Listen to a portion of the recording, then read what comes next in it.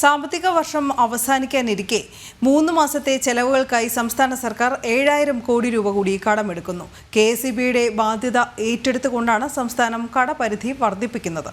അതേസമയം വൈദ്യുതി ബോർഡിന്റെ ബാധ്യത ധനവകുപ്പ് ഏറ്റെടുക്കുന്നതോടെ KSEBയുടെ നിരക്ക് വർധനവിന്റെ സാങ്കേതികത നഷ്ടമാകും. 91% കടബാധ്യതയാണ് KSEBയുടേത് ഈ വർഷം സംസ്ഥാന സർക്കാർ ഏറ്റെടുത്തത്.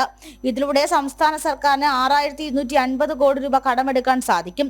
സാമ്പത്തിക വർഷം അവസാനിക്കാൻ 3 മാസം മാത്രം ബാക്കി നിൽക്കെ നിലവിലെ പ്രതിസന്ധി മറികടക്കാനാണ് 3 മാസത്തെ ആവശ്യങ്ങൾക്കായി സംസ്ഥാന സർക്കാർ കടമെടുക്കുന്നത്. നിലവിൽ കടപരിധിക്കുള്ളിൽ നിന്നും സംസ്ഥാന സർക്കാരിന് വായ്പ എടുക്കാൻ സാധിക്കുന്നില്ല. ഈ സാഹചര്യത്തിൽ കൂടിയാണ് KSEBയുടെ ബാധ്യത കൂടി ഏറ്റെടുത്തുകൊണ്ട് അധിക തുക കടമെടുക്കാൻ തീരുമാനിച്ചിരിക്കുന്നത്. ഇതുമായി ബന്ധപ്പെടുത്തി സംസ്ഥാന സർക്കാർ KSEBയുടെ ബാധ്യത ഏറ്റെടുത്തതായി കാണിച്ചുകൊണ്ട് ഉത്തരവിറക്കിയിട്ടുണ്ട്. അതേസമയം KSEBയുടെ ഇതേ നഷ്ടത്തെ ചൂണ്ടിക്കാട്ടിയാണ് കഴിഞ്ഞ മാസം റെഗുലേറ്ററി കമ്മീഷന്റെ മുന്നാകെ ശുപാർശ നൽകി സംസ്ഥാനത്ത് വൈദ്യുതിയുടെ നിരക്ക് വർദ്ധിപ്പിച്ചത്. എന്നാൽ ബാധ്യത സംസ്ഥാന സർക്കാർ ഏറ്റെടുത്തതോടെ നിരക്ക് വർധനവ് സാങ്കേതികപരമായി നിലനിൽക്കില്ല. സംസ്ഥാനത്തെ ധനപ്രതിസന്ധി പരിഹരിക്കാനായി കണ്ടെത്തിയ മാർഗം KSEBയെ പ്രതികൂലമായി ബാധിക്കും. ജനം, തിരുവനന്തപുരം.